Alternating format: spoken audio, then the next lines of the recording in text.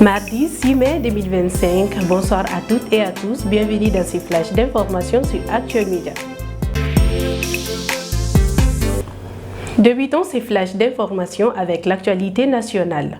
La saison des pluies 2025 s'annonce particulièrement intense. Selon les prévisions rendues publiques fin avril par l'Agence nationale de la météorologie Météo Mali. Bien que la saison soit normalement attendue entre la mi-mai et début juin, elle pourrait se prolonger jusqu'en octobre, avec des précipitations supérieures à la moyenne sur l'ensemble du territoire. Si ces perspectives ravivent l'espoir d'une bonne campagne agricole, elles suscitent également des inquiétudes face aux risques accrus d'inondation, notamment dans les zones riveraines du Niger et du Bani. Les autorités ont déjà lancé des actions de sensibilisation et de préparation pour minimiser les impacts sur les populations.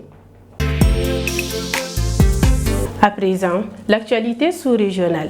Au Burkina Faso, le capitaine Ibrahim Traoré a pris une décision historique en supprimant la caution de 500 000 auparavant exigée aux compatriotes malades d'insuffisance rénale pour bénéficier des séances de dialyse.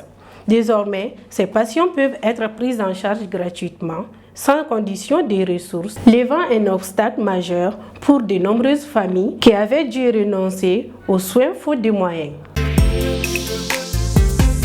Mesdames et messieurs, voici pour vous l'actualité internationale.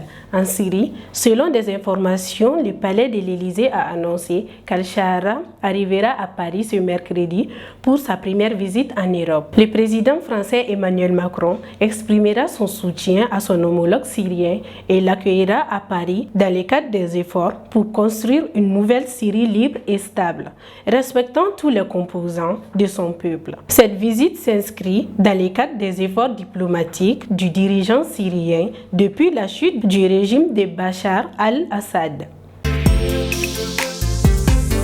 À Gaza, pour boucler ces flashs d'information, l'Agence des Nations Unies pour les réfugiés palestiniens UNRWA a déclaré ce mardi que les centaines de milliers de Palestiniens à Gaza ne mangent qu'un seul repas tous les 2 ou 3 jours, en raison de la politique de la faim menée par Israël. L'État hébreu a fermé tous les points de passage vers l'enclave palestinienne et interdit l'entrée de l'aide humanitaire depuis plus de 2 mois. De plus de 66 000 enfants à Gaza souffrent de malnutrition aiguë.